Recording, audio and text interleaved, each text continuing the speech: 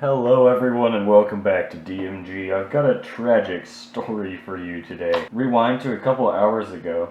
I was recommending a Spinpoint drive to someone on the LTT forums for their reliability, for their retro build that needed an IDE disk. Literally less than 2 hours later, my Spinpoint drive died. Click of death. And wouldn't read. So there's really no way to bring it back. I've had so many hard drives die.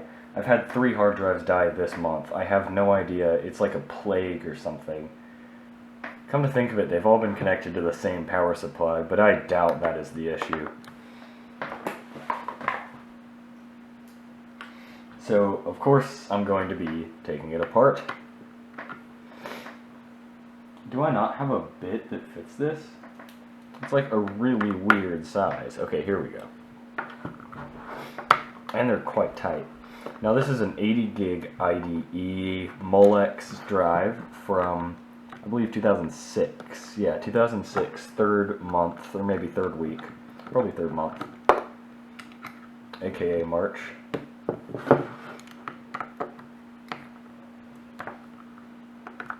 So yeah, 16 and a half years or so is a pretty good lifespan. I'd be surprised if I last 16 and a half years. Alright, just our screws on the top here. Oh, and there's actually one thing I want to mention. Look at the size of that controller. It is absolutely massive. Like, that's just a huge chip. Here we go. Here's a Core 2 Duo. That's the size of the controller. Here's a Hitachi drive, just to compare controller sizes. From 2007, this drive that I'm holding here. It's just a way bigger controller than you usually see. Okay, so honestly, I'm like really pissed that this drive died, because I just spent like over an hour installing XP. The first CD that I grabbed was really scratched up. So it got 94% of the way through and then started failing to read the files. So I went and I grabbed another CD from the lab, brought it back to my room, and I was about 78% of the way through when the drive died. Like, literally no signs. It just started clicking, and then, 5 minutes later just wouldn't read, which is, that's your typical click of death, and there's really, unless you, take it to a hard drive recovery place, there's really no way out. No way to fix that.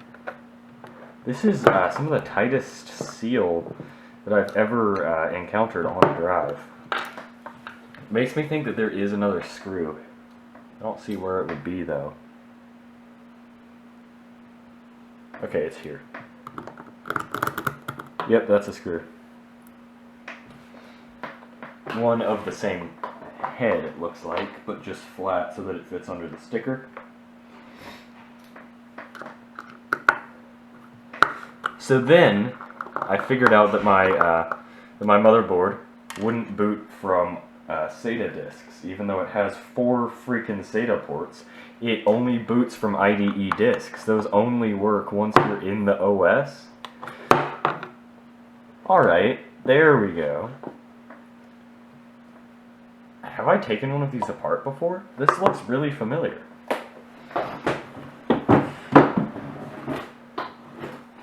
Oh hey, look! It's the same drive! Now I have 2 of them. Okay, so forget everything I said about Spinpoints being reliable, because I've got 2 dead Spinpoints. Oh. I could just plug them into a Molex power supply. Well, this one I can't, because some idiot tore the controller board off. Yeah, I'm gonna go grab a Molex thing. So yeah, that really throws off my plans, because I needed to make a video using this PC. It's the perfect era. It's that Athlon 64 system. Alright, of course it's not gonna read now, because we've got some specks of dust on the platter now. But I hope... Here, did I turn the power supply off?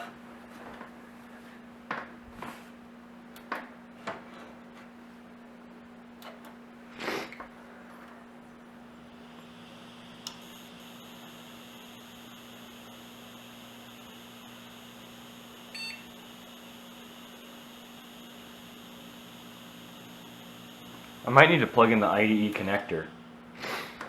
Let's go ahead and mention that it is making a bit of a squeak sound. That's definitely not supposed to be happening, but that could just be, you know, old motor. It might not be related to the actual drive failure. Alright, now we've got IDE plugged in. So it unparks, then it just goes to the edge and just hangs out there.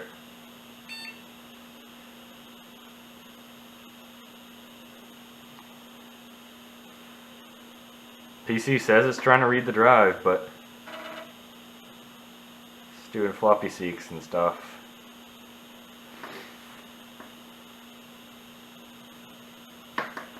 Now, is it parked at the edge? No, it's not. It's like... There we go. That's the click I was hearing.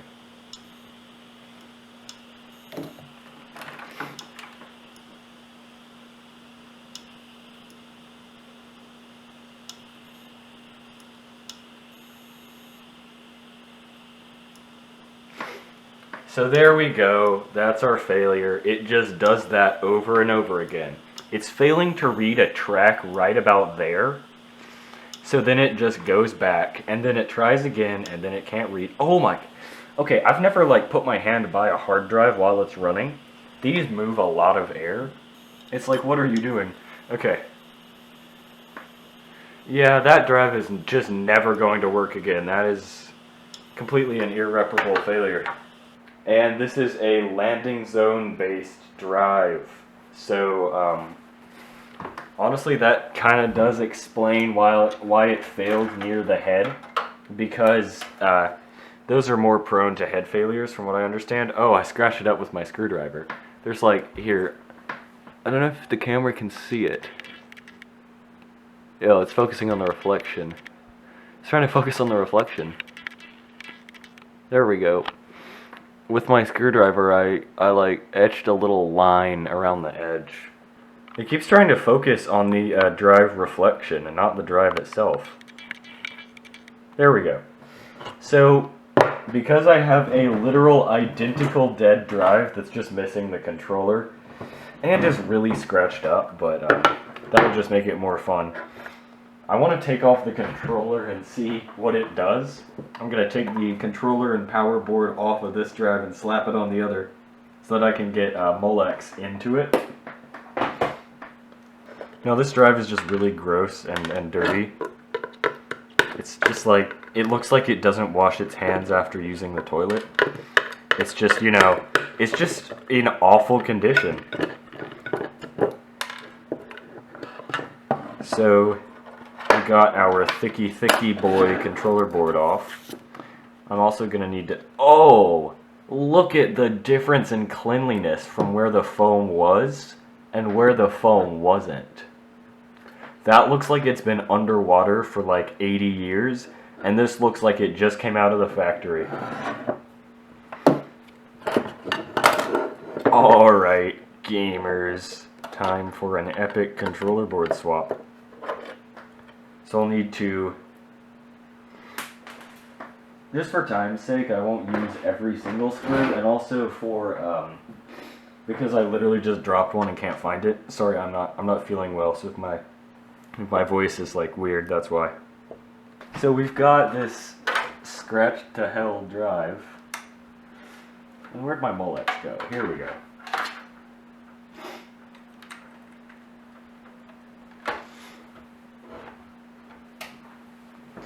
I expect this one to be really, you know, a really major failure because of how already scratched up and damaged the platter is.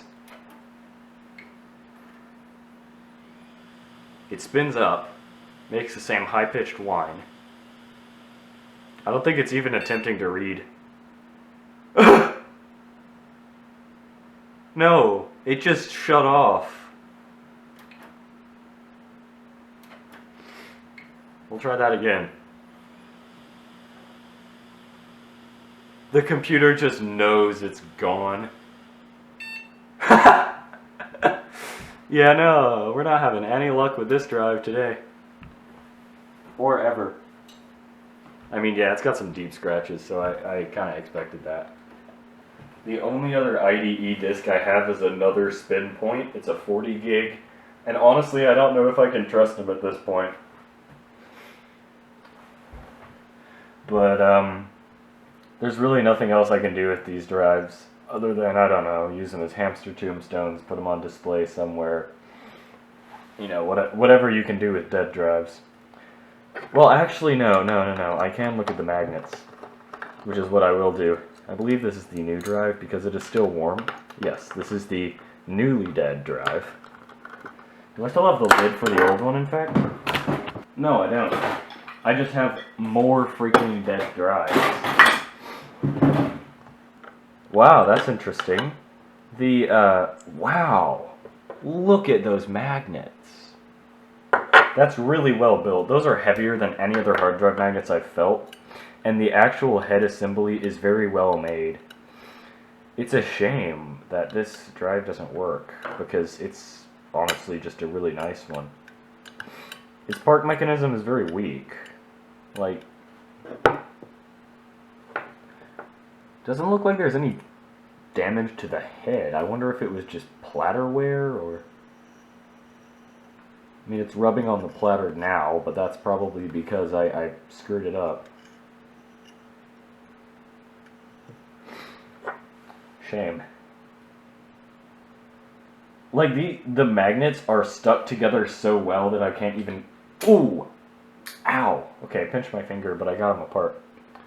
Those are some absolutely gargantuan magnets. Like, I wish hard drives still used magnets like this. Anyway, now I'm going to end the video. Thanks everyone for watching. I hope I don't kill another drive, and see you next time.